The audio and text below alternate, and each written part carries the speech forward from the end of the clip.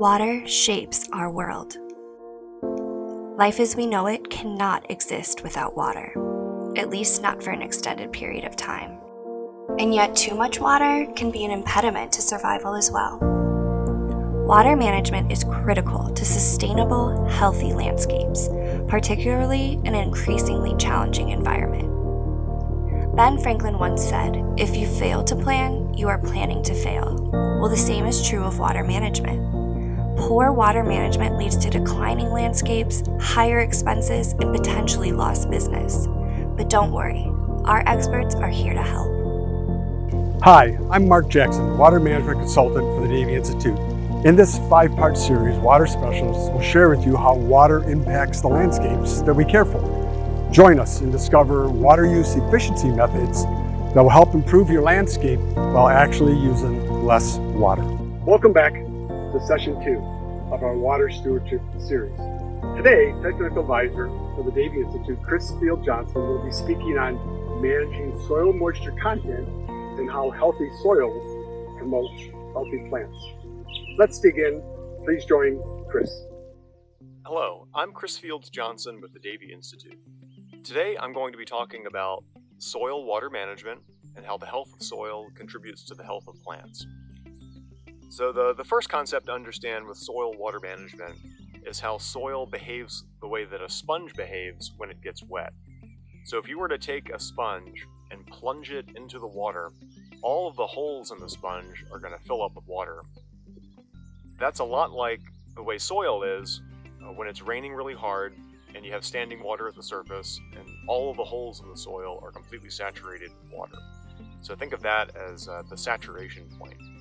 So if you were to take your saturated sponge and lift it up out of the sink and let the water naturally drain out of it with gravity, when that water stops dripping out of the sponge, it's at what we call field capacity. So all the water that's subject to flow due to the forces of gravity has been pulled out of the sponge. So soil does the same thing. After it's saturated, when it stops raining or the flood recedes, the water is going to drain out of the soil until it reaches field capacity. And that happens at that moment when all the water that's subject to gravitational flow is finally removed from the soil. So field capacity is the point at which soil has the most possible water that's available for plants to use. It then begins to dry out by other means. So there's no more water that's subject to flow downward due to the force of gravity, but it can dry out and evaporate. So soil will directly evaporate water to the air over time, and this will go on until the soil reaches what we call the permanent wilting point. Now, if plants are also growing in the soil, they'll accelerate that process because plants are going to extract water from the soil and make that happen a little bit faster than it would happen just on its own, just from bare soil exposed to the surface. So that process typically takes a number of days, depending on the time of year, how hot it is, what the relative humidity is, if it's windy or not. That might go faster or slower. Of course, if it's more humid, the soil dries out more slowly. If it's drier air, the soil's going to dry out more quickly. If it's hotter out, then the soil's going to dry out more quickly. Under cold conditions, or certainly under freezing conditions, the soil's going to dry out much more slowly, and so forth. So this is equivalent to letting the sponge get wrung out. So if you were to take the sponge and kind of twist it between your hands and wring all the water out of it, it gets to a point where you can no longer squeeze any more water out. So I like to use that as an analogy for permanent wilting point. The plants have pulled out as much water as they can, and they can't really wring out any more at that point. And if they don't get more water from irrigation or rainfall or some other source, then at that point the plants will begin to wilt. And if they stay in that state for too long, they'll die, or at least the top portions of the plant with leaves will die off fairly quickly. Beyond that point, there's still water that's left in the soil. At permanent wilting point, there is still a residue of water in the soil. So the difference between what we call an oven dry condition Like if you were to take your sponge or a sample of soil and place it into an oven and heat that oven up to just above the boiling point, that's going to finish evaporating all the remaining water out of that sample. So the difference between permanent wilting point and that truly oven dry condition, that's what we call the plant unavailable water. So that's all the water that's in the soil that the plants really don't have access to. So that varies a lot by texture. So if you have a clay soil or a soil with lots of clay in it, it's going to hold a lot of water that's never available to plants. There's a pretty broad band there between permanent wilting point and actually the oven dry condition. If it's a sandy soil, then there's not as much water held in the soil that's unavailable. The texture of the soil also has a lot to do with the drainage rate. So if you have a sandy to loamy type texture, that soil is going to drain relatively quickly. If you have a clay soil that's poorly structured, poorly aggregated, then it's not going to drain very well at all. If you have a lot of silt in your soil, it's going to have intermediate characteristics. It'll depend quite a bit on how that soil is aggregated, but it'll be somewhere in between the way that clay drains and the way that sand drains. Now at the center of the soil texture triangle, you have loams and clay loams, which tend to be the best.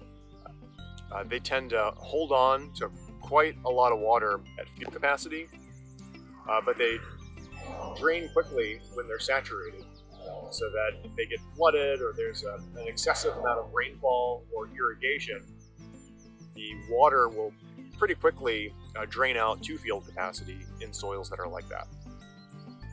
And then they still hold quite a bit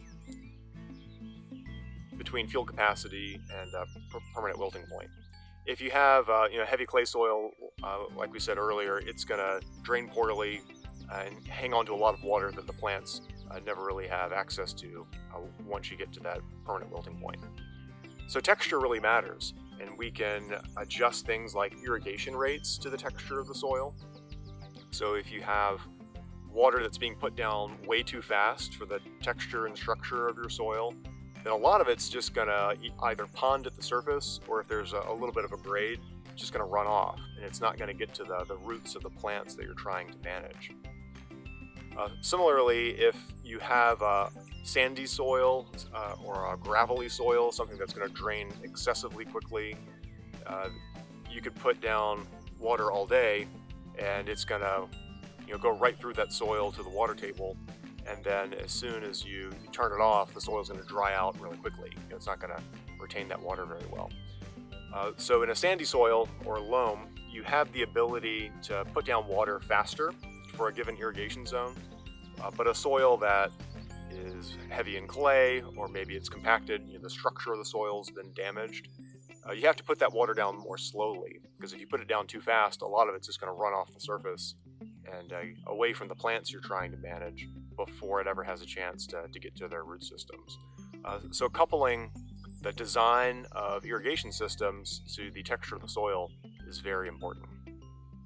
Now, how do soils impact the health of plants? Well, for terrestrial plants, the soil really is everything. A lot goes into it. There's lots of different factors. So for one, we've already mentioned the texture of the soil and how that impacts how water moves through the soil and how water is stored. So that's really important. There's not a whole lot you can do to manage the texture of a soil besides bringing in some other components. So often, like, more sand will be brought in to situations where we're trying to grow lots of turf under irrigation, or if we're trying to create like bioretention ponds and that kind of thing. Additional sand and organic material can be brought in, and they'll give that bioretention media a very particular characteristics. They're trying to really dial it in so you get a good drainage rate, but you want to slow the water down so it doesn't go out into the stormwater system too quickly. And you want it to hold on to enough water that it keeps some of it out of the stormwater system indefinitely, while also supporting whatever kinds of wetland plants are placed in there. Another really important factor, probably the most important factor in my opinion, is the depth of the soil. So you need to have a really deep column of soil that's accessible to roots in order to maximize the potential of plants. If you have subsoil compacted layers or something down there that roots can't get through, you're going to restrict them to just the very surface of the soil. So we see this both with woody plants and with turf. If you have a compacted layer that's just 2 or 3 inches down in a turf situation, the roots aren't going to be able to grow any deeper than that. So they're only going to be able to harvest water and nutrients from the top 2 or 3 inches of soil. So imagine if you were to change the way you manage that soil to get rid of those deep compacted layers and preserve the structure of the soil. Well, now the roots can get down a foot or maybe more. So you can imagine that that turf is going to perform much better if it has access to several times the volume of soil. Think about how much more water and nutrients and all that good stuff that lies at depth that they'll then have to rely on. So you can imagine that it's going to do a lot better with the deeper root system. And that's going to be facilitated by breaking up the subsoil compacted layers. And then the same is true for woody plants. They'll respond to having good soil depth that's accessible to roots, that's 4, 5, 6 or more feet deep. We tend to think of most of the feeder roots for trees and shrubs being in the upper 6 inches or maybe 12 inches of soil. That's true, but they will greatly benefit from having access to much deeper soil layers. There's lots of mineral nutrition down there, and more important than that is water. When we get into summer drought conditions, the surface of the soil can have no plant available water. It's reached that permanent wilting point. But the water at depth, below 6 inches, below a foot, maybe 4 or 5 feet down, that soil can still have plenty of water in it that's available to plants. So by managing the soil well, breaking up subsoil compaction layers, allowing root systems to grow that deep, well, now they have access to huge reservoirs of water that in most circumstances are going to see them through the hot and dry summer months and on to when the wet season comes again. And then finally, last but not least, is organic matter. So the more organic matter you have in the soil, typically the more fertile it's going to be. You're going to improve its water characteristics and also improve its structure. So if I take 2 soils, one is relatively devoid of organic matter and one is optimal, it's got 5% organic matter, or in some types of soils even up to like 10% organic matter. That high organic matter soil is going to perform a lot better than the low organic matter soil. It's going to retain nutrients much better. It's going to support a healthy microbial profile, and the microbes are going to help defend the plant's root system from pathogens.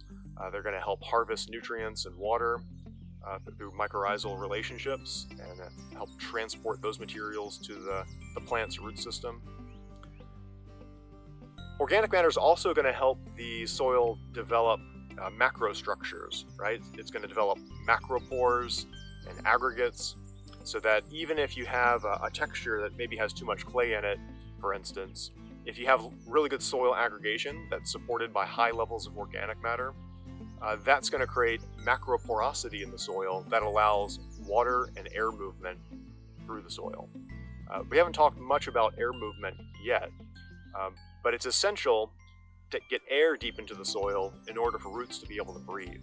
There are certain wetland species of trees and herbaceous plants and shrubs that thrive in a flooded environment, and those roots are adapted to be in a flooded environment, and they can transport the air that they need to the root system so that they can survive. But most plants can't do that.